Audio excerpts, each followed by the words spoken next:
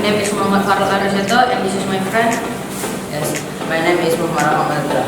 First, we will show you how to make a parfait cheesecake. And there is some ingredients that you will use to make a parfait cheesecake. Lemon, strawberry, kiwi, sugar cane, whipped cream, and the topping, and cream.